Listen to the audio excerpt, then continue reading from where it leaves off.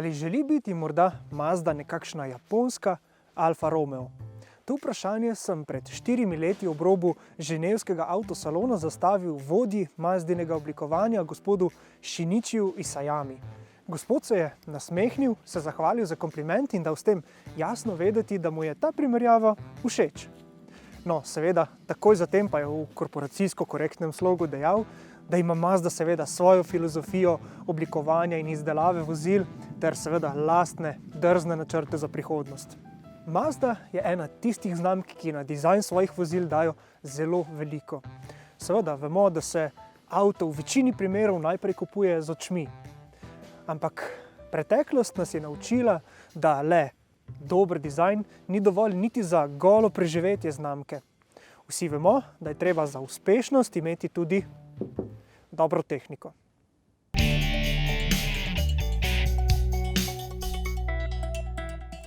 Kako pa vaše oči vidijo dizajn modela CX-5? Zapišite mnenje v komentar. No, še predtem pa vas ponovno spomnimo, da se naročite na naš YouTube kanal.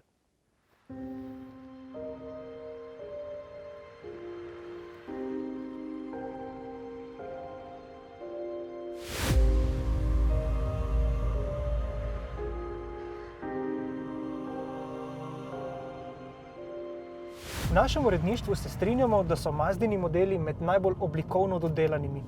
In to velja tudi za model CX-5, njegovo drugo generacijo, ki ni več najmlajša, ampak smo tudi tokrat tekom testa na njeno obliko prejeli izključno pozitivne komentarje.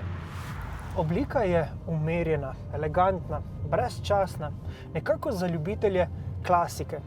In ljubitelji klasičnega bodo najbolje sprejeli ta avto tudi kot celoto.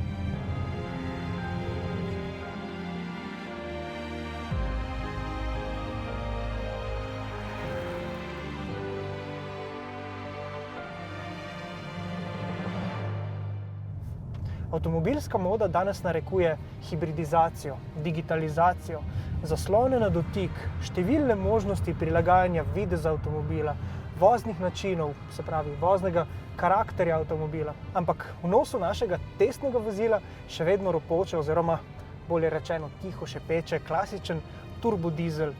In tukaj pred nami so še vedno klasični merilniki in armatura je zelo klasična in ne moremo izbirati voznih programov.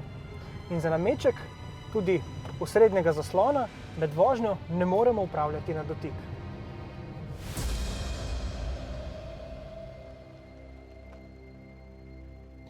Ob testu katerekoli druge Mazde bi vam zdaj pokazali še nekaj dinamičnih kadrov, no tokrat jih bomo prihranili. CX-5 se namreč pelje povsem udobno. Tako udobno in sproščujoče kot kakšna klasika.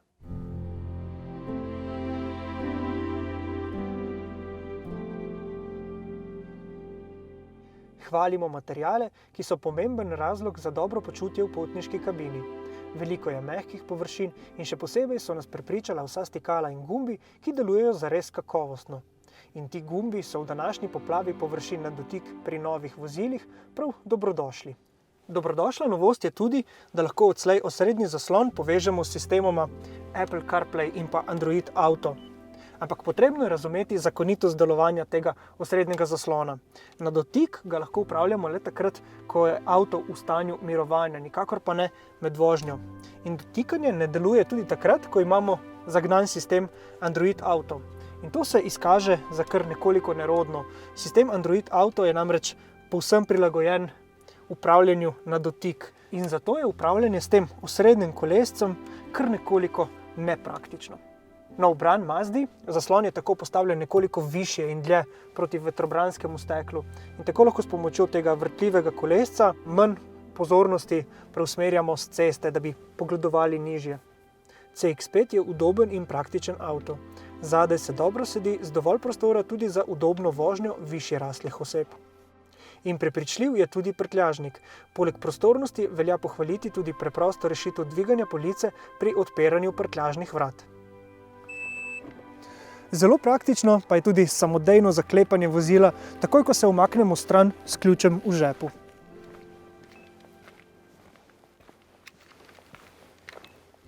Udoben, praktičen in prostoren avto je seveda lahko družinski. in družinski avto mora biti tudi varen.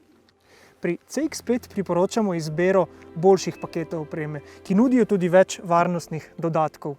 Med njimi so tudi takšni LED matrični žarometi, ki s prilagajanjem snopa svetlobe resnično izboljšajo vožnjo oziroma varnost pri vožnji ponoči.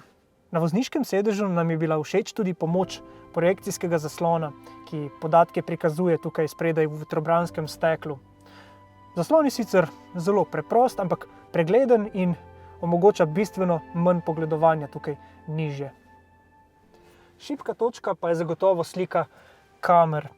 Te sicer nudijo tudi 360-stopinjski pogled, ampak slika je tudi podnevi, ko je svetloba optimalna, zares slabe kakovosti. Predvsem na avtocesti sta zelo koristni pomagali radarski tempomat s samodejnim uravnavanjem razdalje in pa sistem za zadrževanje vozila na voznem pasu. No, počasi pa že pričakujemo tudi kakšen korak naprej. Pogrešamo predvsem sistem za ohranjanje sredine voznega pasu in pa tudi pametni prediktivni tempomat.